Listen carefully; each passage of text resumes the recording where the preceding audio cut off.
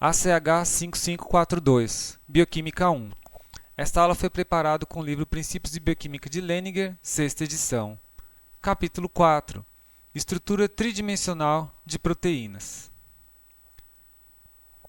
Essa é uma representação da proteína albumina sérica humana. É um transportador de várias coisas, é uma proteína presente no plasma. A albumina humana tem 585 resíduos. Veja, a palavra resíduos não significa que ela tem 585 aminoácidos, mas uma vez que ocorre a ligação do grupo amino com o grupo carboxílico, que sobrou o resíduo, que é a cadeia lateral R. Então ela tem 64.500 Daltons, 64,5 kilodaltons. Se essa proteína fosse representada numa conformação beta, que é a mais alongada possível, ela teria esse comprimento. Então seria um estirão desse tipo aqui. Se toda a estrutura dela fosse convertida num alfa-hélice, eu teria essa estrutura aqui, com essas dimensões. Então aqui você vê que ele teria 2.000 angstroms de comprimento, aqui caiu menos da metade, mas aumentou no diâmetro. E se ela é a proteína própria, nativa, né, como se encontra no plasma, ela possui 100 angstrom por 60 angstrom, na forma de um glóbulo. Proteínas globulares são proteínas que têm esse tipo de estrutura. Então elas vão formar uma estrutura de glóbulo e elas não terão, na maioria das vezes, um papel estrutural. Muitas se envolvem em estruturas, por exemplo, na formação dos microtúbulos, né? Mas a maioria das proteínas globulares estão envolvidas em outras funções da célula. Arquitetura proteica. Estrutura terciária de proteínas globulares pequenas, mioglobina. Observe esse texto. Esse texto ele vai apontar, isso está no capítulo aí, várias coisas que são importantes, que eu considero que você tem que saber. Se você vai fazer um trabalho que fala de uma proteína, você tem que descrever bem a proteína. Vou ler o texto. O primeiro avanço no entendimento da estrutura tridimensional de uma proteína globular veio com estudos de difração por raio-x da mioglobina. Mioglobina é um transportador, né? Feitos por John Kendrick, transportador de oxigênio, e seus colaboradores em 1950. A mioglobina é uma proteína ligadora de oxigênio relativamente pequena, 16,7 kilodaltons, nas células musculares. Ela funciona tanto para a estocagem de oxigênio quanto para facilitar a difusão do oxigênio nos tecidos musculares em contração. A mioglobina contém uma única cadeia polipeptídica de 153 resíduos de aminoácidos de sequência conhecida e um único grupo ferro-protoporfirina, ou M. Desse texto, o que é importante destacar é isso. Sempre que você fala de uma proteína, você tem que dizer a massa molecular, você tem que dizer qual é a função da proteína. No caso aí, né, funciona para estocagem de oxigênio e para facilitar a difusão do oxigênio. A gente viu que os gases se difundem muito mal. E o tamanho dela em resíduos de aminoácidos. Então, essas coisas você tem que colocar quando você se refere a proteína em algum trabalho seu. E finalizando, alguma coisa que destaca ela das outras. Então, no caso, a mioglobina, ela tem um grupo prostético aí, que no caso é a protoporfirina ou grupo M. Agora, toda essa informação veio de um certo tipo de estudo, que são esses daí, estudos de difração por raio-x. A difração por raio-x permitiu que a gente pudesse modelar a estrutura tridimensional de proteínas. Mas como que isso é feito? Bom, tudo isso começa com a purificação da proteína. Cresce sim uma bactéria que produz essa proteína. Então, isso pode ser por várias técnicas biotecnológicas que vocês verão em genética e biologia molecular. E depois eu extraio a proteína dessa bactéria e formo um cristal da proteína. Então, eu tenho que ter proteína pura, deixo ela numa condição tal que ela cristaliza. Geralmente, a condição pode ser de dois tipos. Ou a gente vai usar a técnica da gota sentada ou da gota pendurada. Da gota pendurada é assim, eu tenho um reservatório, aqui eu vou colocar um secante, que é uma solução que retira a água, e aqui eu tenho a minha gota com a proteína suspensa em uma lamínula de microscópio. Então, como isso aqui é um secante, isso vai tentar pegar a água que surge aqui no vapor. Então a concentração de água diminui e a concentração da proteína aumenta na gota. E aí eu tenho as condições que favorecem as proteínas se encontrarem e formar uma estrutura cristalina organizada. A gota sentada é a mesma coisa. Tem um secante, mas aqui a gota vai ficar em um compartimento aqui. E eu coloco, aqui não tem, mas tem que ter uma lamínula também para fazer um sistema fechado. Mesma estratégia, o secante tira. Esse secante pode ser várias coisas, polietileno glicol, NaCl. Depois dá uma olhada lá no Google Imagens na estrutura do polietileno glicol.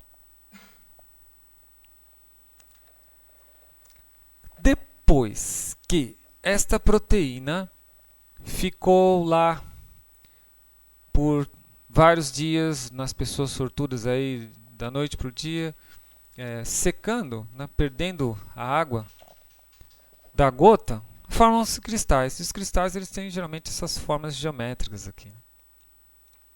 Esses cristais contêm informação que é necessária para resolver a estrutura. E a própria forma do cristal já indica como que essas proteínas estão organizadas. Cristalizada a proteína, aí eu vou passar por um experimento de difração que vai coletar informações sobre a organização dos átomos do cristal. Então, a proteína, o cristal, ele vai ser seguro aqui. Veja, isso é uma representação mais simples, né? A ideia é só dar o conceito, né? Não os detalhes técnicos da coisa. Então, a proteína está aqui. Em geral, essa proteína ela sofre rotação, ela está ajustada ao cristal, ela está pendurada num eixo que rotaciona. E eu incido raio-x. E os raios-x, eles vão retirar os elétrons da última camada e ao encontrar esses elétrons, eles vão sofrer uma difração.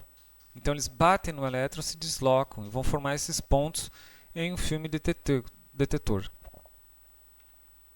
Então, depois da difração, obtém-se o padrão de difração. Esse é um padrão de difração normal. O que você vê aqui é que, como o raio-x ele é muito forte, se você incidisse o raio-x diretamente na placa detetora, você ia queimar toda a placa. Então aqui, na frente do cristal, isso aqui é uma coisa que está na frente do cristal, tem uma estrutura metálica que tampa o raio-x que incide aqui na circunferência, deixando que somente o raio-x que é espalhado, né, difratado, marque a placa. Uma coisa que para vocês que seguirem essa área aí, vai aprender é que quanto mais pontos eu tenho para a extremidade desses círculos, desses anéis aqui, melhor a resolução do meu padrão de difração. Feito isso, aí é necessário aplicar softwares e fazer análise matemática desse padrão para reconstruir a estrutura. Essa parte eu não vou detalhar, mas eu vou dar o nome das coisas. Então, a gente tem que resolver uma coisa chamada o problema das fases.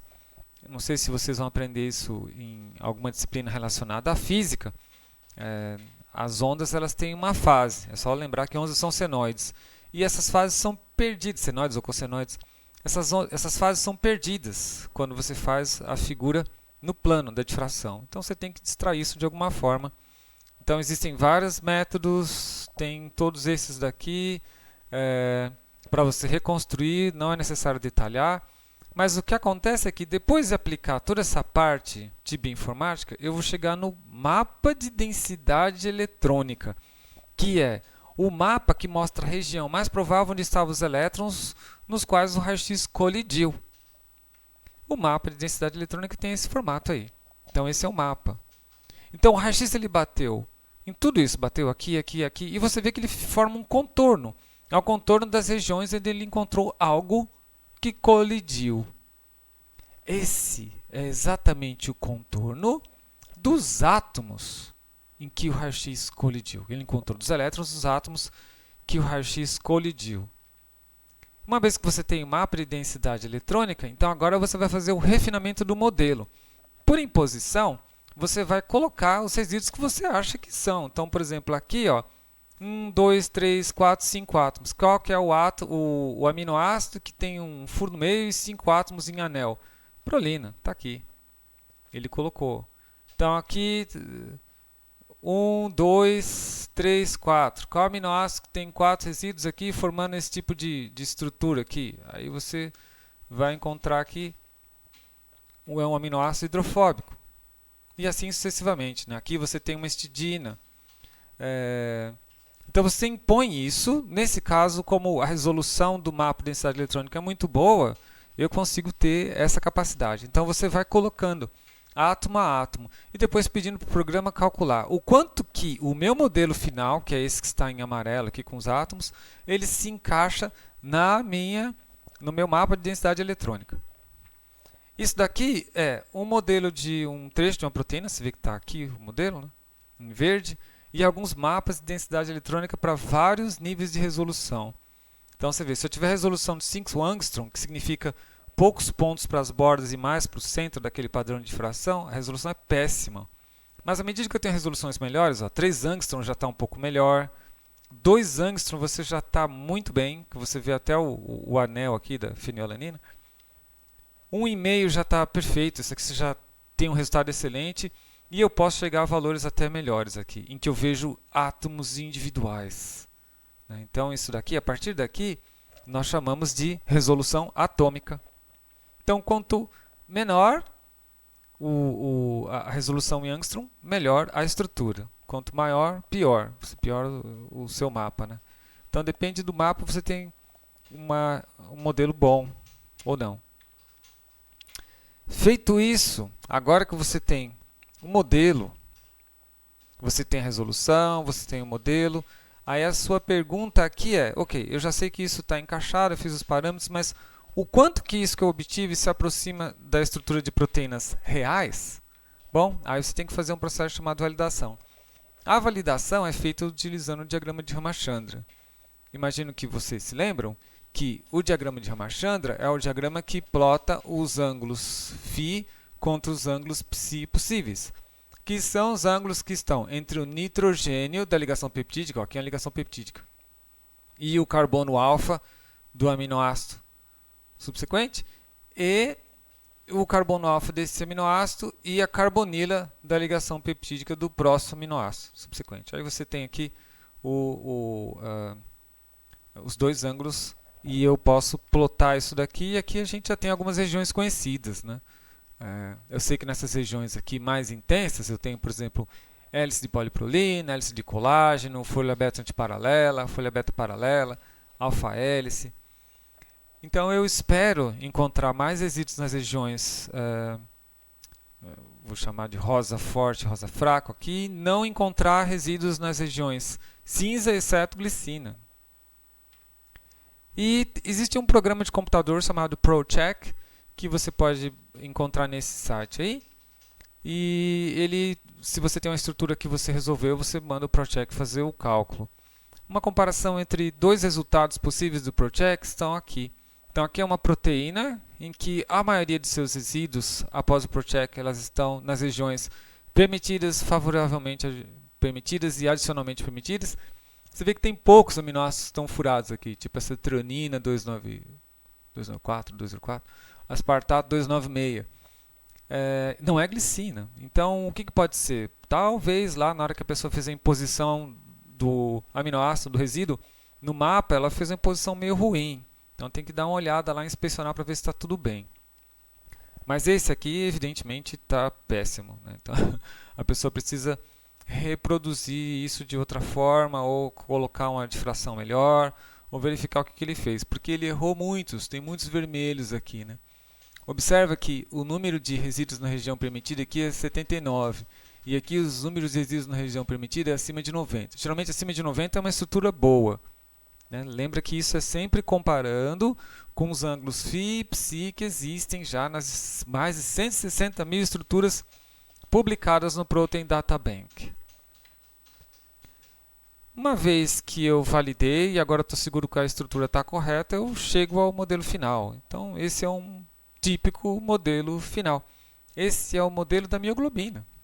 Então, você vê que a mioglobina ela é uma proteína globular, certo? Ela não é aquela alfa-hélice esticada. A alfa-hélice que acabou encontrando outros caminhos de se organizar para proteger os resíduos hidrofóbicos lá no centro, né? A gente já sabe por quê.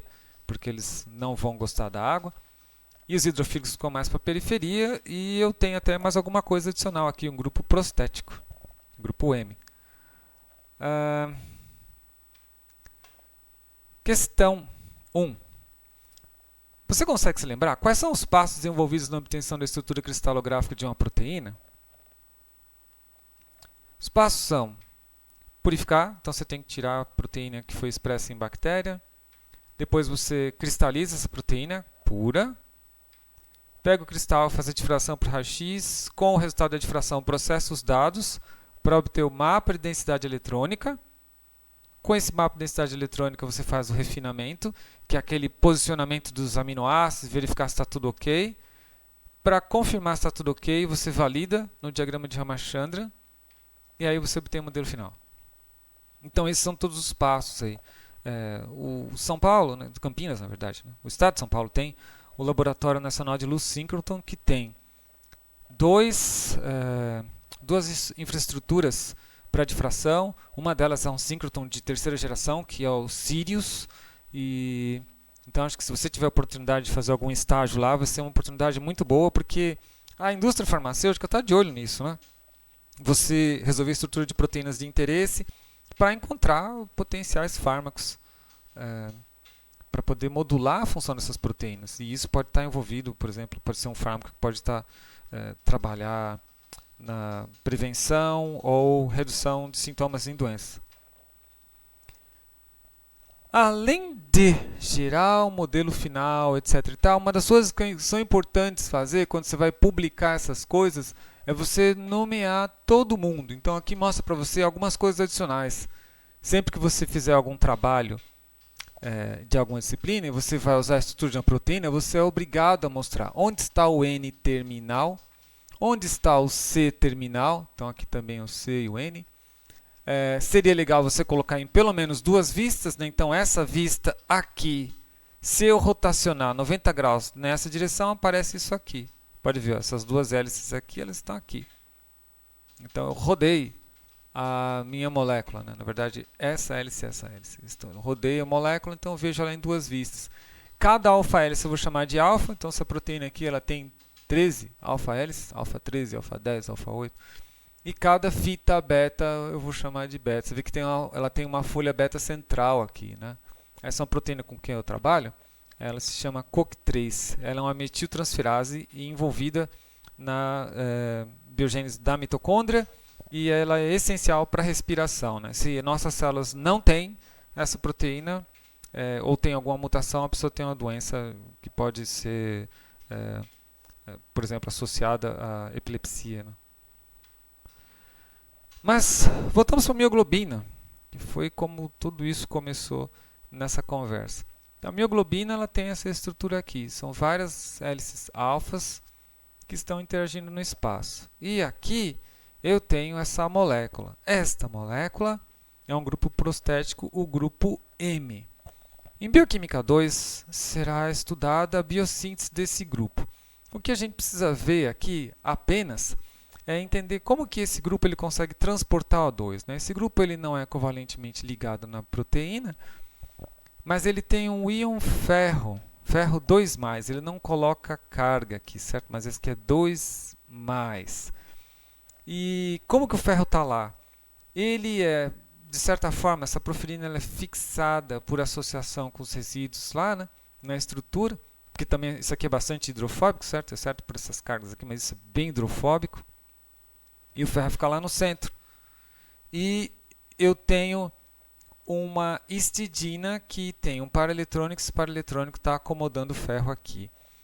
Lembra da distribuição eletrônica? Quando você estudou? 1s2, 2s2, 2p6. Quando você distribuía, você via que em alguns orbitais eu tinha alguns elétrons que ficavam lá sozinhos e alguns orbitais ficavam vazios. Às vezes eu fazia a distribuição eletrônica do ferro e aí ficava um monte de orbital D vazio. Pois é, muitos metais têm orbitais D vazios, que podem ser ocupados por pares eletrônicos como esse, o do nitrogênio. E aí eu consigo fazer uma coisa chamada composto de coordenação. Não sei se vocês viram isso com os docentes de química, né? É um complexo. Então, isso daqui, por interação de campo, eu seguro esse ferro aqui. Ele vai ficar associado aqui. E isso é bom, porque agora eu tenho a possibilidade de, por exemplo, se eu tiver uma outra molécula que pode fazer isso, ela se fixa aqui. E aqui, moléculas lábeis como oxigênio podem também se fixar. E aí eu consigo tornar essa proteína um transportador de oxigênio, graças ao ferro da porfirina, do M, do grupo M. Questão 2. Essa é mais complicadinha. Sequências de aminoácidos e estrutura de proteínas. O crescente entendimento de como as proteínas se dobram permite que os pesquisadores façam predições sobre a estrutura de uma proteína com base em dados sobre sua sequência primária de aminoácidos. Considere a seguinte sequência de aminoácidos. Está lá. Essa sequência. Vamos lá. Onde devem ocorrer dobras ou voltas beta? Onde devem se formar ligações disulfeto intramoleculares? Assumindo que essa sequência é parte de uma proteína globular maior, indique a localização provável na superfície externa ou interior da proteína dos seguintes resíduos de aminoácidos: aspartato, leucina, treonina, alanina, glutamina e lisina. Explique sua resposta. Aí ele fala para você usar um índice de hidropatia que está na tabela 3.1. Eu acho que é mais interessante, claro, você pode usar o índice de hidropatia, mas é mais interessante você pegar a aula de aminoácidos, né, e peptídeos e olhar a estrutura do resíduo para determinar essa localização do C. Pause o vídeo e tente fazer isso. Bom, agora que você retornou ao vídeo, eu espero que tenha sido assim, vamos tentar resolver juntos isso. Então, A. Onde devem ocorrer as dobras ou voltas beta? Veja, ele quer duas coisas, né? Dobras ou volta beta. A volta beta, ela sempre vai ter uma prolina ou uma glicina, certo? Então, estão aqui. Aqui está, ó, prolina entre dois resíduos. Geralmente são resíduos que podem fazer aquela ponte de hidrogênio, lembra? E aqui também, no caso da glicina também. Dois resíduos. E aqui, essa glicina prolina seria uma dobra. Eu tenho os dois, eu não tenho só um, eu tenho dois, mas é muito provável que seja aí. Que esses são os resíduos onde você geralmente encontra essas estruturas. O B. Onde devem se formar ligações de disulfeto? Bom, isso aí você tem que lembrar que as ligações de disulfeto ocorrem entre cisteínas. Então, basta localizar as cisteínas e aí você verá que elas estão próximas o suficiente, no caso desse desenho, né? Ou podem ficar próximas para formar uma ponte se elas perderem elétrons e hidrogênio, certo? Então, tem que ter algum composto oxidante aí para permitir que isso aconteça. Dentro do citossol, do citoplasma, é um ambiente extremamente redutor, então em geral não favorece, né? As pontes elas se formam sempre no meio extracelular ou em algum compartimento celular em que não tem isso, mas em geral dentro da célula é mais raro ter ponte, muito raro. Não é que não ocorre, ocorre sim, mas raro. Tem que ser um microambiente que esteja pouco redutor. Agora, o C, né? Então, assumindo lá, eu quero saber quem que está externo e quem que está interno, né? Aí é fácil, né? Se você tem um resíduo que forma uma ponte de hidrogênio, todos eles vão ter uma tendência a interagir com a água, por exemplo, né? Então, eles devem estar no meio externo. E se você tem resíduos apolares, eles devem estar no meio interno da proteína. Então, isso eu consigo fazer praticamente tudo isso olhando simplesmente a estrutura dos resíduos aminoácidos, dos grupos R. Bom, quando uma cadeia polipeptídica se anovela, então ela pode ser fibrosa, mas a gente está falando mais das globulares nessa aula, né? Ela vai formar padrões de enrolamento. E esses pequenos padrões, então lembra que a gente viu sequência primária, a sequência primária da origem à sequência secundária, e essa sequência secundária ela começa a se organizar agora em níveis de organização um pouquinho intermediários entre a terciária e a secundária, que são esses padrões de novelamento. Um padrão, ou em várias vezes você vê, motivo, é um pequeno arranjo local de elementos de estrutura secundária que coalesce para formar domínios. Então, eu posso formar domínios, eu posso formar coisas menores. Então, isso daqui seriam alguns desses padrões. A gente vai estudar vários agora. Então, padrão com alfa-hélice. Então, tem uns aqui, ó. Hélice, alfa, alça-hélice. Aqui, ó, uma hélice, uma alça, uma hélice. Então, aqui tem um exemplo que é o fator de transcrição MyoD. Esse é um fator de transcrição que vai transcrever genes envolvidos em, por exemplo, diferenciação cardíaca, né? Então, mas todos eles são a mesma coisa. Uma hélice, uma alça e outra hélice. Aqui tá, eu tenho dimerizado, né? Isso aqui são duas moléculas, né, que homodimerizaram no DNA. O fator de transcrição reconhece uma região do DNA, no núcleo da célula. Hélice, alça, hélice. Mais um. Esse é um outro tipo de hélice, alça, hélice, mas é diferente esse, porque aqui esse é rico em aminoácidos ácidos, ó, glutamato, aspartato, aspartato. E como esses caras têm uma carga negativa muito boa, eu posso acomodar, por exemplo, íons cálcio. Então, o cálcio está aqui. Ficou nesse padrão. Proteínas que têm isso, calmodulina. Calmodulina é uma proteína que liga cálcio, que ela fica no citosol. A calmodulina ela tem uma função interessante, porque quando libera-se cálcio, por exemplo, do retículo endoplasmático da mitocôndria, ela associa esse cálcio, mas uma vez que ela faz isso, a sua afinidade por outras proteínas aumenta e ela pode modular a função dessas proteínas, como, por exemplo, fatores de transcrição. Um exemplo que geralmente o pessoal fala bastante é de proteínas que tem o que a gente chama de mãos EF, né? Então, você vê que a analogia que ele faz aqui, né? Então, a hélice seria um dedo, o polegar seria a hélice F, e aqui exatamente ficaria o cálcio. Só para você ter uma ideia de como que é organizado, né, a estrutura. Exatamente desse jeito, né? E o dedo, esses dedos aqui, ó, e esse unindo aqui, é a alça. Tem exatamente essa conformação, a mãos EF. E isso você espera que seja aqui, isso que você espera que seja na calmodulina, que é uma proteína rica em mãos EF. Então você vê aí que tem pelo menos 2, 4 ali. Não, tem 2. Ligação do cálcio nas mãos EF. Como eu disse para você, o cálcio é ligado porque tem muitos aminoácidos ácidos. O cálcio, lembra, metal alcalino terroso. Então o cálcio ele é um metal e ele vai ter orbital D. E nesse orbital D que eu vou ter a ligação daqueles pares eletrônicos livres dos aminoácidos. Então você vê aqui, ó, esse aqui é um aminoácido ácido que está pareando aqui e eu vou ter o cálcio coordenado por associação desses elétrons em seu orbital D. Por isso que ele fica lá. É importante você saber como que eu consegui imobilizar um íon. Você conseguiu imobilizar esse íon porque alguns resíduos de aminoácidos compartilharam elétrons nos orbitais D desse íon. E aqui você vê que tem uma coisinha, uma bolinha extra aqui, isso deve ser uma molécula de água. Essas regiões elas já foram bastante estudadas, então o pessoal já encontrou um consenso, né?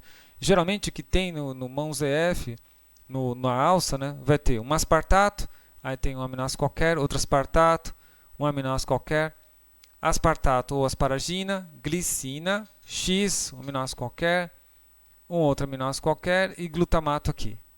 E aí o que você pode ter é que esses grupos eles podem ser substituídos por água, ou aqui seria o grupo amino do X, né?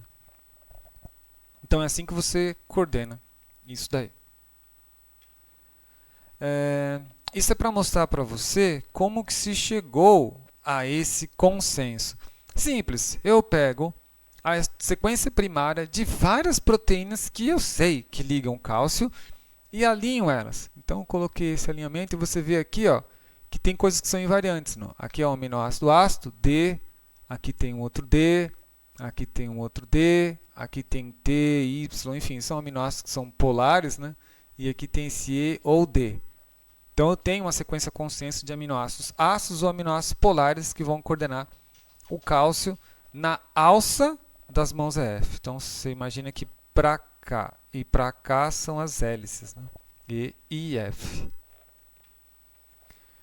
Coil, a mola imolada, né? A coil é uma estrutura em héptade que ela é sempre assim. Eu vou ter valina, asparagina ou metionina, 2 aminoácidos quaisquer, leucina e 3 aminoácidos quaisquer. E aí eu tenho umas estruturas desse tipo, ó, tá vendo? Leucina, valina, leucina, asparagina, leucina, valina, leucina. E isso é tal, a posição dessas leucinas, ela não é arbitrária. Ela está em um tal momento da alfa-hélice que ela vai estar exposta para cá e orientada de forma que com 2 hélices dessa eu consiga fazer um homodímero. Porque as leucinas vão tender a ficar juntas para fugir da água, porque elas são extremamente hidrofóbicas, né? Então elas vão ficar associadas aqui. E como uma hélice dessa torce sobre a outra, então eu vou ter o coil, né? A mola, que seria a hélice, e enmolada, que é enrolada por causa da associação das leucinas. Um exemplo clássico disso é um fator de transcrição. Isso aqui é só um pedaço da proteína, viu? Tem mais coisa aqui, chamado zíper de leucina. A pessoa que eu tive o prazer de conhecer o pesquisador que descobriu o zíper de leucina, Stephen McKnight. E o Stephen, ele enxergou isso, né? Primeiro ele viu na sequência de DNA e ele chegou a demonstrar todas as coisas, né? Hoje o Stephen, ele é, se eu não me engano, o chairman do departamento de bioquímica da UT Southwestern, em Dallas. Outros exemplos de coil são nas proteínas de músculo, que acho que a gente vai ver em algum momento aqui. Então você vê, por exemplo, a tropomiosina, a troponina, estão fazendo as estruturas aqui. Eu tenho os filamentos também de miosina aqui, mas aqui você vê bem claro, né? As cadeias formando coil. E aqui você tem as cabeças que vão interagir com a actina. Quem está fazendo coil, então no caso são esses filamentos da miosina aqui, né? E aí eu entro em contato com isso. Então o músculo contrai porque isso daqui desloca essa fibra, né? A gente vai ver isso mais para frente. Feixe de 4 hélices ou ramalhete de 4 hélices, 4 helix bundle. Então eu já trabalhei com uma proteína dessa, trabalhei com uma proteína chamada COX-7, que ela também está envolvida na biogênese mitocondrial. E ela tinha exatamente a estrutura assim, muito parecida com isso, né? O interessante desses feixes, se você olhar os resíduos que estão aqui dentro, internos, né, são todos hidrofóbicos, a maioria, todos. E é muito útil porque eu posso colocar aqui dentro, por exemplo, alguns grupos prostéticos que carregam ferro. Então, o legal é que eu consigo segurar alguma coisa aqui longe da água e posso transportar coisas aí. Posso transportar, por exemplo, elétrons, né, que é o caso do citocromo B. Ele é um transportador de elétrons. Então, o elétron, eu não quero deixar o elétron molhado na água, então deixo ele isoladinho aqui, em meio a esse ambiente extremamente hidrofóbico. E, em geral, essas proteínas elas são ou periféricas de membrana ou transmembranárias, né, algumas. Padrões com folha beta preguiada. Grampo beta. Então, como a própria estrutura sugere, né, como se fosse um grampo, né? O grampo ele é isso, né? Ele tem um pino aqui, uma alça, outro pino aqui. E você já viu isso. Os grampos betas, eles são constituídos por voltas betas do tipo 1 ou tipo 2 aqui. Então, como exemplo, a enzima de hidrofolato redutase. Então, aqui você vê o grampo beta, parte da estrutura de hidrofolato redutase. Tem mais grampos betas na estrutura, só mostrei esse trechinho aí. Chave grega. Então, a chave grega ela está relacionada a uns motivos que aparecem em arte grega, né? Então, você vê que é exatamente esse motivo aqui, que aparece aqui, que é o motivo de chave grega. Então, existe um diagrama chamado diagrama de topologia. E nesse diagrama de topologia que eu consegui enxergar que o que a proteína faz é isso, exatamente o motivo da chave grega. Então, olha, a proteína ela vem aqui com uma fita beta, dessa fita eu tenho uma alça, então isso aqui vai formar um grampo beta, certo? E aí daqui eu formo um outro grampo beta, essa com essa, e aí eu tenho uma alça muito longa que liga essa com a quarta que vai fazer a folha junto com as 4. Isso aqui, ó, vai repetir. Então, tenho isso. E esse aqui é o padrão da chave grega, né? Aí, repete. E aí, eu tenho a proteína todinha. Ela vai ter essas chaves aí. Compare esse desenho aqui com esse desenho aqui. Ele é muito parecido, só está, né, invertido. Mas é o mesmo padrão, por isso é chamado de chave grega. Um exemplo de proteína que tem chave grega é a nuclease de Staphylococcus. Então, Staphylococcus é uma bactéria que causa doença, dor de garganta, e nuclease é uma enzima que ela usa para degradar o DNA. Então, aqui está o motivo, nessas folhas betas aqui, está o motivo de chave grega. Você vê que ele meio que é fechadinho, assim, como se fosse um copinho, né? A gente chama de um pequeno barril, né? Isso aqui está a chave grega da nuclease Staphylococcus. Folhas beta up and down. Então, como o nome sugere, é isso aí. É uma folha beta que desce, sobe, desce, sobe, desce, sobe. Proteínas com esse tipo de organização. Então, por exemplo, proteína ligadora de retinol. Retinol é um pigmento que consegue ser sensível à luz. E aí, isso daqui, se você ver, ele é circular, ele é fechado, né? Então a gente chama essa estrutura de tipo barril, né? Então isso é chamado barril beta up and down. Outra estrutura que tem esse padrão beta up and down são as proteínas propulsoras, beta propulsor. Isso daqui é a neuraminidase. Neuraminidase é uma proteína que o vírus da influenza possui e ele precisa disso para poder, assim que ele surge de nossas células em que ele infectou, em que ele se multiplica, ele tem que usar essa neuraminidase para poder descolar dessa célula e infectar a próxima, né? Então, isso aqui é uma proteína que a gente tem, inclusive, fármaco. O Tamiflu é um inibidor da neuraminidase. Bom, isso é chamado propulsor beta. Não sei se você vai ter a mesma imaginação da pessoa que viu isso. Isso é um propulsor de navio. Então, aqui você tem as lâminas do propulsor, certo? Formando uma hélice, que é o que você vai ver aqui, ó. Uma lâmina, outra, mais outra, mais outra. Então eu tenho várias lâminas. Esse aqui ele coloriu melhor, né? Tem cores diferentes, ó. 1, 2, 3, 4, 5, 6 lâminas no propulsor. Então, a neuraminidase é um tetrâmero de domínios que tem essa característica de propulsor beta. Em geral, esses propulsores betas, essas folhas betas interagem com muitas outras proteínas, né? Quando ela é intracelular. Padrão contendo alfa-hélice e fita-beta juntas. Então, grampo beta. Isso é um grampo beta, certo? Eu consigo colocar uma alfa-hélice da seguinte forma. Ou eu uno as duas coisas com uma alfa-hélice que passa por cima do plano das folhas beta, ou com uma alfa-hélice que passa por baixo do plano. Como, por exemplo, isso daqui. Isso é um padrão beta-alfa-beta clássico, né? Então, você tem o beta. Em vez de você ter aquela alça beta tipo 1, tipo 2, você vai ter uma alça que já conecta em uma hélice que conecta na outra alça. Proteínas que têm esse tipo de padrão, triose fosfato isomerase. Esse é um enzima do metabolismo primário que estudaremos em Bioquímica 2. Então você vê que as folhas betas ficam para o lado de dentro e as alfa-hélices ficam para o lado de fora. Então aqui eu vou ter uma região de muitos contatos para fazer a catálise enzimática. Triose fosfato isomerase é abreviada por TIM. E se você olhar essa proteína, enfim, né, olhasse isso tridimensionalmente, você vai ver que ela tem a estrutura de barril. Por isso que a gente chama isso de barril TIM.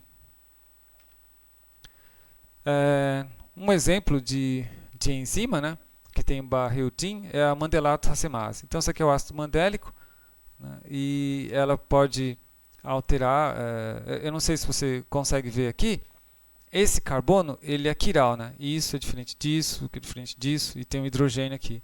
Então eu posso fazer uma mistura racêmica aqui, né, de isômeros do ácido mandélico. Então quando eu coloco aqui, a racemase vai fazer isso. E aí que você vê os resíduos, todos eles estão onde? Partem da folha beta. Então as alfa-hélices, elas acabam sendo o arcabouço estrutural, e as beta também. Mas alguns resíduos da beta são importantes para fazer a catálise e eles vão sempre ficar aqui nessa região aberta da proteína, né? Então você imagina que aqui é bastante hidrofílico, né? E tem que ser, porque afinal de contas isso aqui é um ácido, né? Ácido é hidrofílico, esse cara aqui. Quer dizer, ele tem uma parte hidrofóbica, mas ele vai tender a ser mais solúvel em água. Bom, então passamos pelos motivos. Um motivo, ele pode se dobrar um pouco mais e formar domínios. Domínio é uma parte da cadeia polipeptídica que é independentemente estável ou pode se movimentar como entidade isolada em relação ao resto da proteína. É necessário, para entrar em detalhe bom nisso, dar uma aula exclusiva de domínios. Domínios têm muitas propriedades e acho que a importância disso para a biotech é razoável, mas vocês verão isso ao longo de todo o curso. Sempre vai se falar de eu combinei o domínio tal da proteína tal com o domínio tal para formar tal coisa. E esse tipo de modularidade das estruturas proteicas é de interesse supremo, se você quer criar novas estruturas. Questão 3. Como são classificados os domínios abaixo? Então, o que você acha desses aqui? Você leu Leninger? Com certeza leu, então você sabe que esses domínios são todo alfa. E esses daqui? Todo beta. E esses outros? Alfa barra beta. Então você vê que alfa e beta eles meio que se mesclam aqui, né? Eu tenho a folha beta aqui, as hélices em volta, então essas coisas estão meio mescladas, né?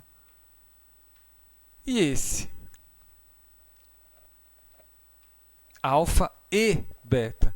Percebe que eles não estão tão juntos, né? É que aqui não mostra, a gente não consegue rotacionar isso, mas a folha está de um lado, a hélice está do outro. Você vê que não tem nada na frente dessa hélice. Aqui também, a folha está de um lado, a hélice está do outro. Aqui as hélices estão nas alças e não estão no barril beta interno. Então você tem domínio todo alfa, todo beta, alfa barra beta e alfa e beta. Existem domínios na natureza, todos esses domínios foram catalogados e o ser humano tem aquela impressão de que não dá para se inventar mais nada. Mas vem um cara chamado David Baker, lá de uma universidade em Seattle, acho que é a Universidade de Seattle. Ele construiu essa proteína aí que tem um domínio completamente novo. O nome dela é Top7. Veja que interessante, né? Então aqui você tem o N-terminal, eu tenho um grampo beta. Esse grampo beta aqui ele vai gerar um alfa-hélice que entra em uma outra fita beta que vai formar uma folha com esses daqui. Daqui eu já saio para uma outra alfa-hélice que entra nessa fita. E aqui eu tenho um grampo beta da fita amarela com a fita laranja. Deu isso daqui.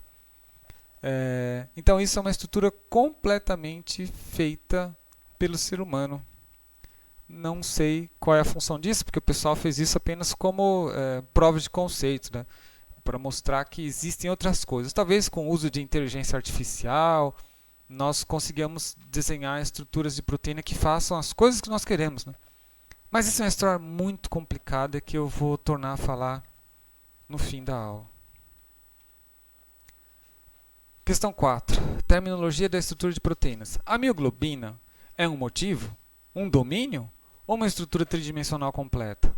Olha ela aí. O que você acha? A mioglobina é um domínio. E ela é uma estrutura tridimensional completa. Ela não é um motivo, né? O motivo seria essas coisas menores aqui, né? Então você tem hélice, alça, hélice, né? Não é. Mas ela é um domínio, porque ela é um domínio globular completo. E ela é uma estrutura tridimensional completa porque eu não preciso mais nada, nenhuma outra coisa adicional. Essa é a estrutura dela, né? Então eu posso ter proteínas globulares que têm estrutura dimensional completa e que constituem um domínio. Então, domínio significa que há uma certa quantidade de proteínas que tem esse tipo de estrutura, que é o famoso domínio globina, para esse caso. Então tem várias globinas. A gente tem a nossa hemoglobina, que é uma globina e vai ter esse domínio, vai ter exatamente essa cara aí. Veremos isso em aulas posteriores. Então, ela é um domínio, ela é uma estrutura tridimensional completa.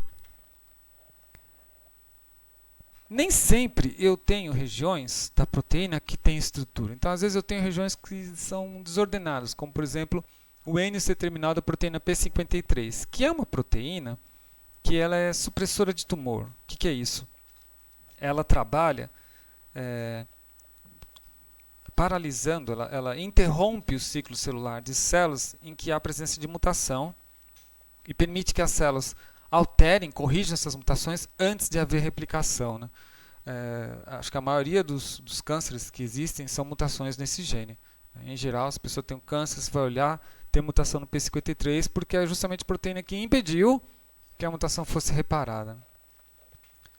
E isso aqui é um gráfico que mede a capacidade de desordem dessa proteína, né? Então você vê aqui, sempre que eu tiver um score mais alto, é uma região desordenada. Se eu tiver com o score mais baixo, é uma região mais ordenada.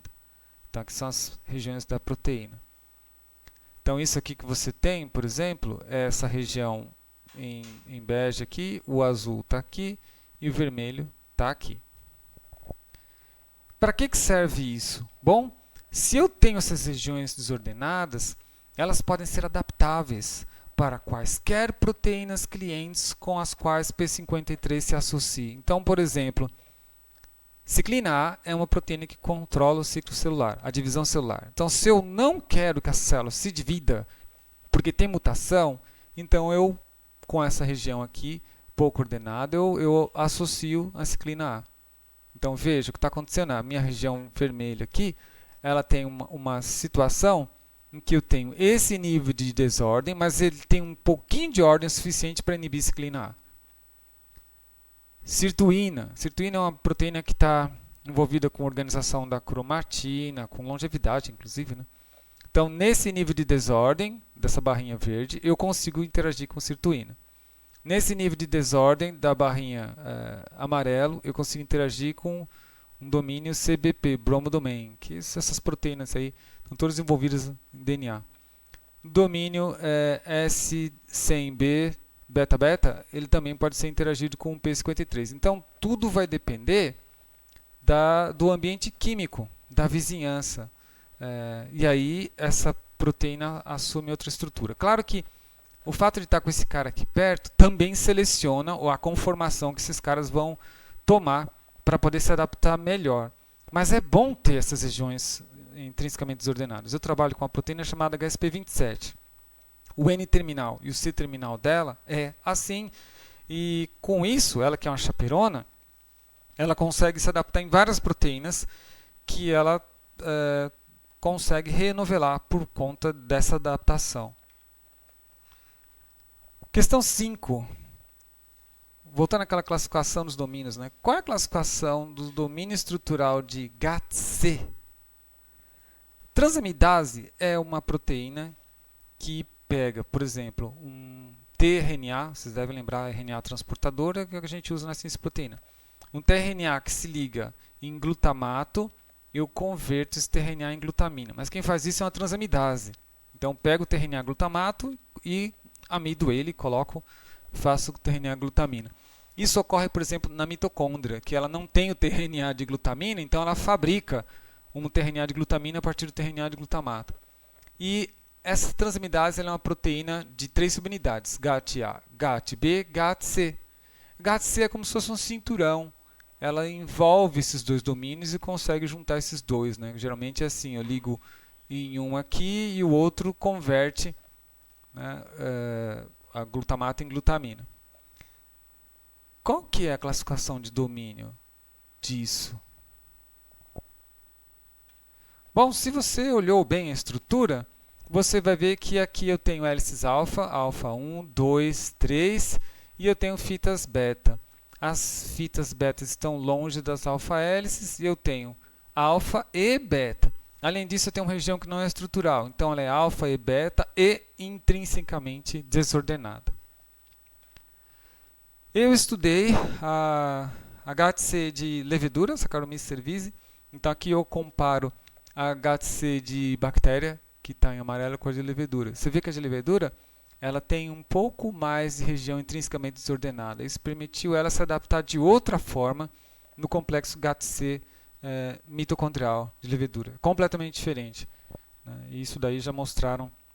Isso aí é uma predição, é um modelo que eu fiz baseado em modelagem molecular, né? Uma parte mais de bioinformática. Mas depois a pessoa comprovou isso por cristalografia. Bom, quando o ribossomo sintetiza proteínas, então aqui está o ribossomo, pegou o RNA mensageiro e ele vai traduz a proteína. Você tem que imaginar que as proteínas têm resíduos que são hidrofílicos e têm resíduos hidrofóbicos, resíduos com carga positiva, resíduos com carga negativa. E toda essa turma aí quer interagir com alguma coisa. Quem tem carga vai querer interagir com a água e quem é hidrofóbico vai querer fugir da água. Muita calma nessa hora, porque exatamente nesse momento pode ocorrer coisas ruins para a célula, que é formar agregados proteicos. Então, o que acontece é que o ribossomo ele vai permitir que o peptídeo nascente ele escolha a estrutura que for interessante para ele, se não tiver nada que policie isso. Então, vai existir inicialmente um tipo de enovelamento inicial, que a gente chama de enovelamento intermediário, que vai gerar a proteína nativa. Então, isso daqui está sujeito a esses dois tipos de enovelamentos, né? O enovelamento que transforma a proteína recém-sintetizada em uma proteína funcional e aquilo que leva ela para esse enovelamento intermediário. É desejável ficar mais aqui e, puxa, seria muito bom se nós tivéssemos alguns parceiros para ajudar a chegar aqui mais rápido, porque se demorar esse fenômeno de traduzir e obter essa estrutura, formam-se agregados. Bom, quem faz isso são proteínas chamadas chaperonas. Chaperonas são proteínas que assistem esse enovelamento. Uma proteína também ela pode ser desdobrada e se tornar uma proteína mal dobrada. Isso aí por várias razões. Ela pode estar numa região da célula que, ou a própria célula, né, está sujeita a aumento de temperatura. E esse calor desnatura a proteína. Eu não preciso de grandes variações de temperatura, né? Seu corpo é uma evidência disso. Por que seu corpo te dá febre quando você tem infecção? A ideia é desnaturar as proteínas da bactéria para dar uma vantagem para o seu corpo que tolera um pouco mais essa temperatura, matar esse patógeno, né? Então não precisa de aumentar muito, só um pouquinho para prejudicar a estrutura de uma proteína. E essa proteína mal dobrada pode retornar para o enovelamento intermediário por ação das chaperonas. A chaperona ela faz um ciclo, né? Isso está ruim, então estava na região muito quente, desnovelou, então ela traz para cá e depois ela traz para cá. Então ela começa a fazer esse ciclo de enovelamento. Às vezes a proteína mal enovelada não tem jeito, então ela acaba sendo degradada numa estrutura molecular chamada proteassomo, né? Proteassomo é a maquinaria de degradação e é chamada de sistema ubictina-proteassomo. Isso daí, geralmente, as pessoas estudam isso mais na pós-graduação. Ou eu posso simplesmente, em vez de pegar essa proteína ruim e degradar no sistema proteassomo, degradar ela ativamente. Então é óbvio que as proteínas, por exemplo, quando você tem lá as cromátides irmãs, lá no fuso de divisão, os cromossomos se separam nas duas células filhas. Depois que eles se separam, eles não precisam ficar mais condensados. Então eu posso soltar os cromossomos, por exemplo, dos microtúbulos. E aí, essas proteínas que estavam dando coesão, prendendo o cromossomo, não são mais necessárias. Não é que elas estão mal dobradas, elas não são mais necessárias. Então eu vou colocar a ubictina e jogo para o proteassomo para elas serem degradadas. Proteínas mal dobradas causam um problema na célula, porque elas agregam, certo? E as chaperonas, que bom que elas desagregam, elas podem desagregar isso daqui. Mas em ambas as circunstâncias, eu posso, seja o enovelamento intermediário vir para cá, ou uma proteína mal dobrada vir para cá, eu posso ter formação desses tipos de agregados. Agregados amorfos, oligômeros e fibras. Para você ter uma ideia da importância desse slide, doença de Alzheimer, doença de Parkinson e várias outras doenças, por exemplo, sua catarata, todo mundo vai ter catarata um dia, é porque forma fibras dessa natureza, né? Forma esses oligômeros, e isso está relacionado com a bioquímica da estrutura das proteínas, do mau enovelamento proteico. Então isso daqui vai levar a uma série de problemas. Então, quando a célula percebe que tem grande formação desses agregados, ela vai tentar consumir isso em uma organela chamada autofagossomo. Esse processo é chamado autofagia. Então tem várias formas de você conter isso em células saudáveis. O problema é que com o envelhecimento todos esses mecanismos eles vão funcionar pior. Questão 6. Se você leu o capítulo, você vai tirar de letra. Qual é o nome das curvas azuis abaixo e qual a diferença entre elas? Então você sabe que essas curvas são curvas de desnaturação de proteína. Aqui eu meço a porcentagem de desordem com a temperatura. Então você vê que na curva azul, a ribonuclease A, ela estava bem ordenadinha, à medida que foi esquentando, ela desordenou. E esse TM, a gente chama de temperatura de fusão, a temperatura em que eu rompo a estrutura terciária e eu começo a desnaturar a proteína. Eu posso fazer isso de dois jeitos. Eu posso fazer por calor ou posso fazer usando esse composto aqui, hidrocloreto de guanidina. Então você vê que eu aumentei a concentração de hidrocloreto de guanidina, a mesma coisa, eu desnaturei a proteína. Logo, a curva de cima é desnaturação por calor e a curva de baixo ela é desnaturação por agente químico. Hidrocloreto de guanidina, ele é um desnaturante químico. Existem outros. Então, por exemplo, ureia é um desnaturante químico. Muito cuidado quando você for imaginar que a desnaturação ocorre por pontes de hidrogênio. Eu vou dizer que sim, mas não é o fator principal. Não é. Por quê? Porque a água também faz ponte de hidrogênio com tudo, certo? Então, por que a água não entra lá na proteína e desnatura? Bom, a água não entra lá e não desnatura porque tem efeito hidrofóbico. Os resíduos hidrofóbicos vão fugir e ficar no centro da proteína. Então, por isso que a água não vai conseguir fazer. Mas então, por que esses caras conseguem entrar lá e a água não? Não, a água consegue, só que os resíduos vão tentar fugir dela, certo? Então, o que acontece é diferente. É que esses caras, a ureia e a guanidina, reduzem o efeito hidrofóbico da água.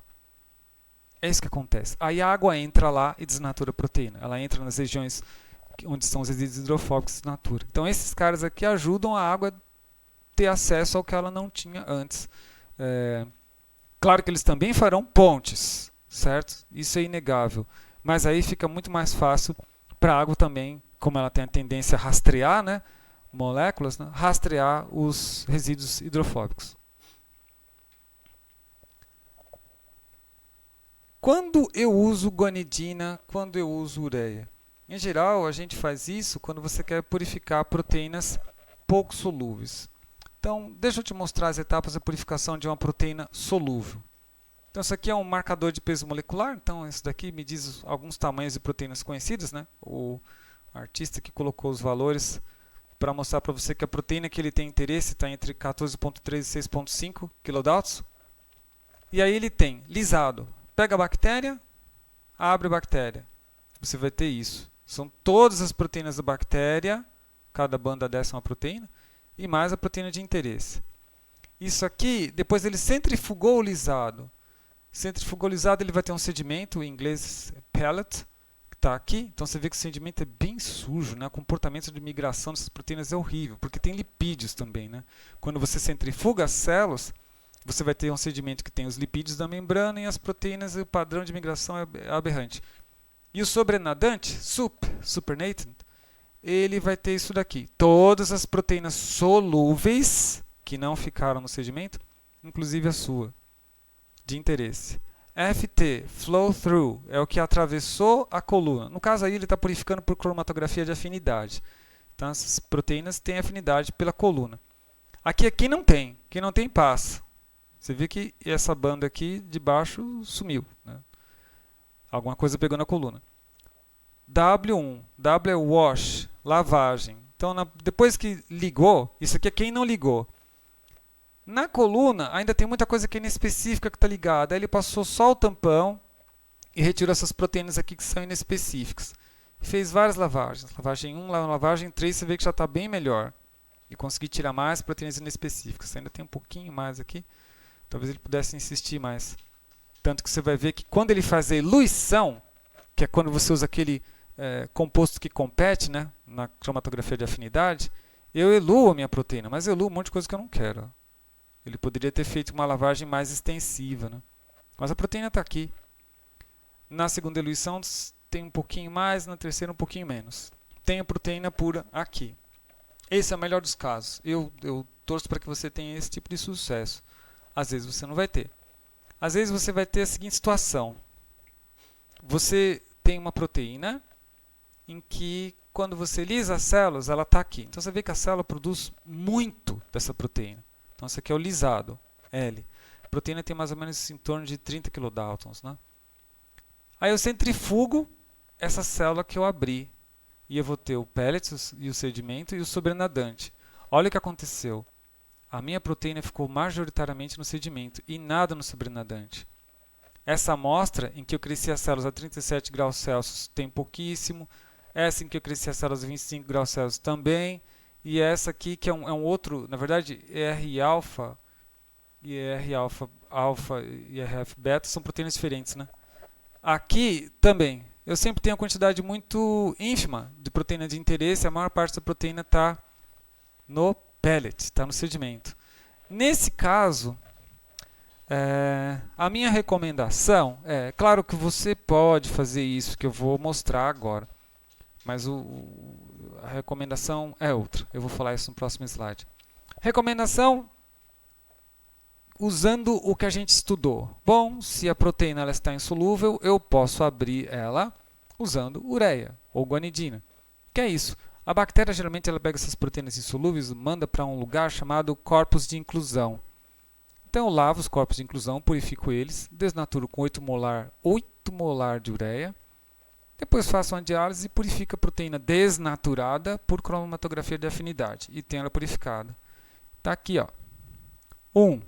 Corpos de inclusão. Está aqui. 2. Lavagem. Estou lavando os corpos. Eles estão aqui lavados.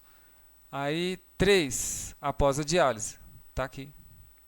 De 4 a 9 é a minha cromatografia por afinidade. Então, aí tem todas aquelas coisas, né? Flow through, etc. e tal. Mas aqui é a proteína pura. É o meu elution, né? O E. Então, você vê, ela tem mais ou menos perto de 18,4 kDa. Ela está bem pura aqui. Isso é bom.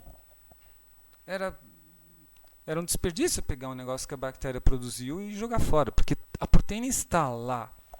Olha, é assim, quando você tem proteínas pequenininhas, de 15 kDa, 12, até 20, parabéns, você vai conseguir fazer isso daí e você vai purificar e ter sucesso. Proteínas maiores você vai ter frustração. É mais difícil renovelar, porque aumenta a complexidade de denovelamento. Então, em geral, quando a proteína é maior que 15, que 20 kDa, eu recomendo trocar de sistema. Vai expressar em célula de inseto ou em levedura, que é o caminho mais sensato. Agora, como que eu sei que proteínas pequenininhas renovelam? Bom, porque eu conheço a história da ribonuclease, da RNase A. Então, essa é a estrutura da RNase A. Ela é bem pequena, né? Então, aqui você vê os resíduos são apontados aqui e os resíduos que fazem ponte de disulfeto estão indicados aqui, ó, 2684, 72, 65. Ela está nativa e essa é uma enzima que degrada RNase. A gente produz RNase nas mãos, no nosso corpo, né? É uma forma também de atacar os invasores aí. Vírus de RNA, por exemplo, não teriam chance, mas eles desenvolveram envelope, escapam facilmente. Bom, vou adicionar ureia e beta-mercaptoetanol. Ureia para desnaturar, beta-mercapto para romper as pontes de hidrogênio. A proteína fica assim. Ela perde a estrutura terciária completa. E as pontes de hidrogênio ficam na sulfidrila, né? SH. Então eu tenho a proteína agora totalmente inativa, isso não catalisa nada, certo? E não serve para nada, mas eu consigo purificar isso. Se isso acumulou em corpos de inclusão, agora isso é purificável. Depois, se eu remover a ureia gradualmente com uma diálise e o beta-mercaptoetanol, essa proteína renatura. E se você fizer o ensaio da atividade da RNase, 100%. Essa atividade não difere dessa atividade. Não vai diferir nenhuma. Quem demonstrou isso foi Christian Anfinsen, que é um pesquisador nórdico, e ele ganhou o prêmio Nobel por isso, porque Anfinsen, ele estabeleceu uma coisa muito importante. Com isso, ele disse que a sequência primária contém a informação necessária para o enovelamento de uma proteína. Ponto. Então tá lá. A sequência primária tem o que você precisa saber, e isso, se nós tivéssemos capacidade de entender qual que é a ordem desses eventos, poderíamos renaturar qualquer proteína desnaturada. Mas esse é o grande problema que eu disse anteriormente. Nós ainda não sabemos fazer isso muito bem, que é o famoso resolver o problema do folding das proteínas. Mas isso foi um avanço importantíssimo e permitiu que muita gente tivesse a audácia de purificar proteínas até mais complexas que essa. e conseguir renovelar. Eu diria que cada proteína dessa é um trabalho de artista, porque você tem que encontrar as condições. É arte isso, não é? Claro, você pode fazer variar para milhares de condições, mas é uma coisa muito acaba escapando um pouco do que a gente gostaria que fosse, que é ciência. Que eu digo, ó, por causa disso vai dar isso. Você não sabe. Às vezes as condições que levam à formação, elas surpreendem a pessoa que está alterando as condições que permitem o enovelamento. Se você trabalhar com isso aí, você verá. Questão 7. Explique o processo de enovelamento na proteína. Então, olhando essa imagem aqui, você vê que a proteína está completamente desnaturada. Aí ela começa a formar esse tipo de estrutura, que converge para esse tipo, que converge para esse tipo, e aí forma uma estrutura da proteína completamente enovelada, que provavelmente são os passos que a ribonuclease A passou ao longo de sua diálise. Então, como é que é esse processo? Você sabe? O processo é assim. Primeiro, olhando isso daí, a imagem, você saca que o enovelamento ele é hierárquico. Primeiro, eu tenho a formação da estrutura primária, as alfa-hélices e as fitas beta. Então, regiões que vão ficar bem estendidas, regiões que vão ficar enoveladas de forma de hélice. E depois que eu formar a estrutura secundária, eu formo os elementos que vão chegar na estrutura terciária. Nesse meio caminho, depois que eu formar isso daqui, eu vou formar os motivos, certo? Então, primeiro eu vou formar os motivos, e os motivos, que são esses daqui, ó, esse é um motivo, né, de um grampo beta com alfa-hélice. Aqui eu formei mais outro motivo, e esses motivos coalesceram aqui para formar um domínio. E todo esse novelamento, aí, ele ocorre por causa daquelas interações que estudamos em outras aulas. Aí. Então, eu vou ter interação de hidrogênio, interação iônica, pontos de sulfeto, forças de Van der Waals e o efeito hidrofóbico da água dirigindo isso. É extremamente complexo, é uma dança de interações muito complexa. Agora, imagine você acertar as condições disso. Como que eu asseguro que vai ser exatamente assim? Qual é a concentração de ureia que eu preciso ter para fazer isso? Por quanto tempo eu tenho que deixar nessa concentração para formar isso?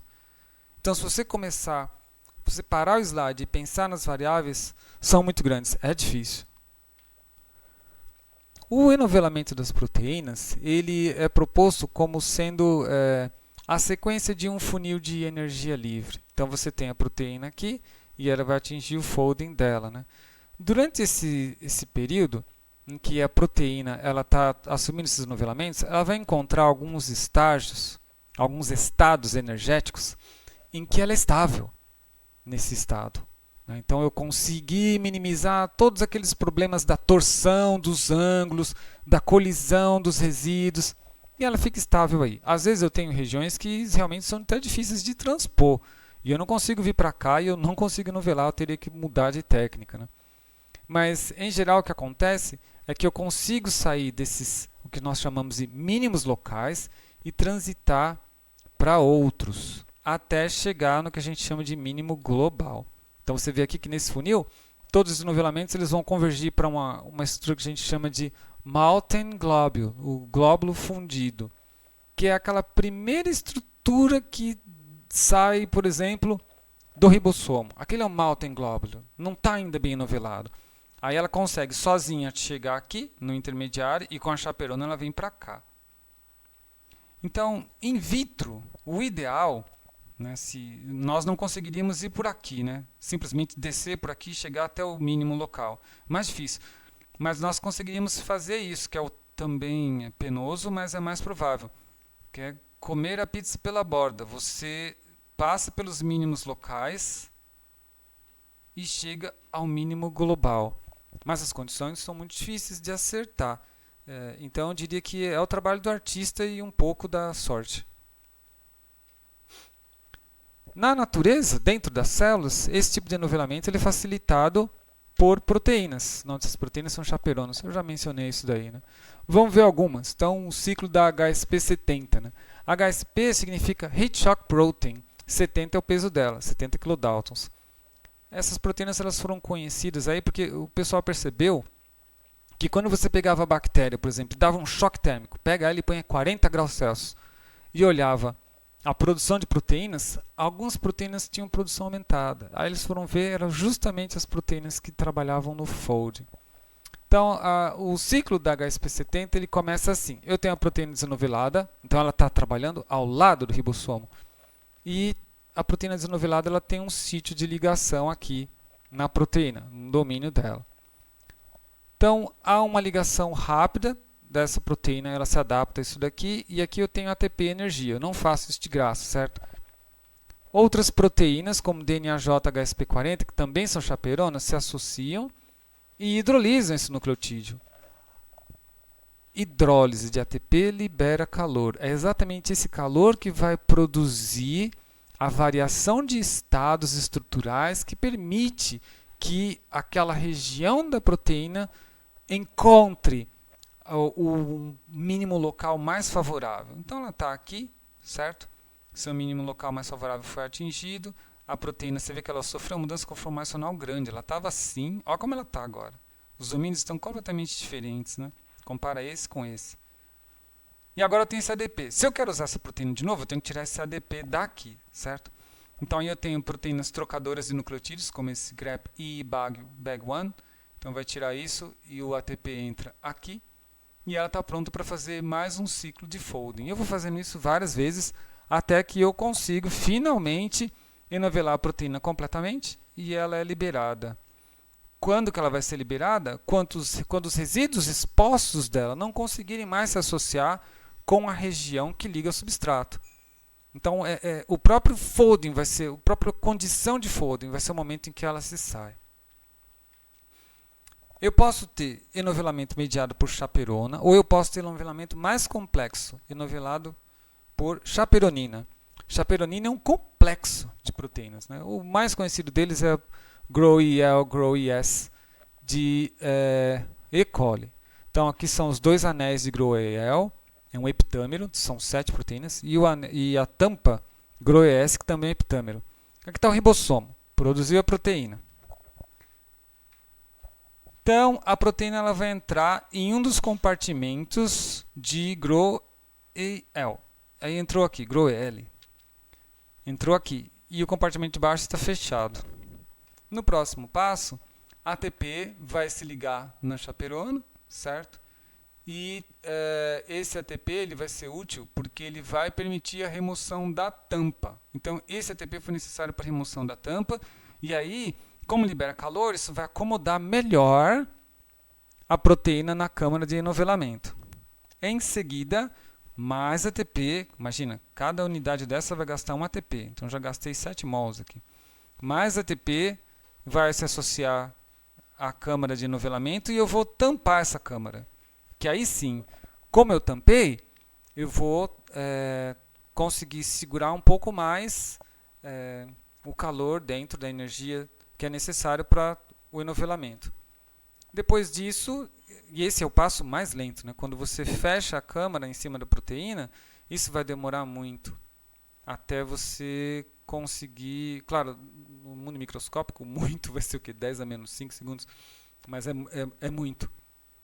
Mas isso vai ser suficiente para permitir que eu consiga hidrolisar o ATP e essa molécula verde lá, ela vai procurar no espaço tridimensional uma conformação de mínimo local ou mínimo global satisfatória.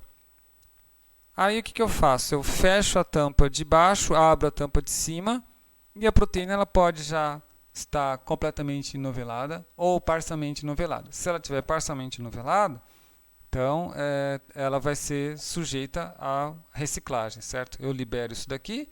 Se estiver parcialmente, eu começo o ciclo de novo. Eu vou fazendo isso quantas vezes for necessário. A partir de que momento que isso sai, é a mesma coisa de chaperona. A condição é, quando a proteína estiver completamente novelada, ela não vai ter resíduos que se expõem e são facilmente capturáveis pelas câmaras de novelamento independentes. e aí eu teria a proteína livre depois que tudo isso ocorresse. Então eu não vi ainda ninguém, por exemplo, pegar a proteína que é trabalhada lá com... você purifica a proteína que foi purificada com ureia. E depois submete essa proteína a enovelamento com groselha. Eu não vi ninguém fazer isso na literatura. Porque é caro, né, você purificar essas coisas todas e ninguém vai querer fazer isso. Né, você sempre quer métodos baratos. Eu não sei de nenhum método físico. Né, então, por exemplo, você fazer alguma coisa em sílica para dar isso daí. Mas esse é o grande problema. Se nós conseguíssemos fazer o folding das proteínas, ia ser uma revolução. Revolução. A bioquímica ia assumir um valor, já é um valor inestimável, mas ia ser um valor incrível, porque eu ia conseguir pegar qualquer proteína de qualquer organismo e tentar entender sua estrutura, entender sua função, e isso ia acelerar demais o progresso dessas coisas e abrir as portas para a produção de produtos biotecnológicos de interesse. Compare as funções biológicas das chaperonas e das chaperoninas. O que você consegue ver de diferença e semelhança aí? Chaperonas assistem ao enovelamento de proteínas que se dobram espontaneamente, enquanto chaperoninas atuam em proteínas que não se dobram espontaneamente. Essa é a grande diferença. Então a chaperona ela vai atuar naquela proteína que já está no molten glóbulo, no glóbulo fundido, ela só dá aquele ajustezinho. A chaperonina não, ela vai pegar proteínas mais complexas. Em geral, as proteínas que vão para a chaperonina são maiores. Né? Chaperonas gastam menos energia, ATP, por ciclo. E as chaperoninas gastam muita energia. E finalmente, chaperoninas elas têm uma câmara de enovelamento. As chaperonas não, é tudo exposto ao solvente ali e eu consigo resolver facilmente porque faltam poucos passos para atingir o enovelamento final. Só para você ter uma comparação, né, nós também temos chaperoninas, né, essa é uma chaperonina humana, né, de extrema beleza. Então você vê aqui as subunidades da chaperona, né, e quando aqui você tem além duas vistas, né, então ela seria uma vista lateral, e quando você dá um giro de 90 graus no eixo X aqui, você vê que ela tem um furo central. Quando eu adiciono ATP, ela fecha a câmara, então eu consigo enovelar a proteína aqui dentro, e você vê que o furo ele é reduzido aqui. Né? Então aqui provavelmente é um escape natural das moléculas de água, porque você tem convecção por calor aí. Né? Então isso é só para você ter uma ideia que nós também temos e o desvendar dessa história ainda está em seu curso. Concluo assim a aula de estrutura tridimensional de proteínas, parte 2.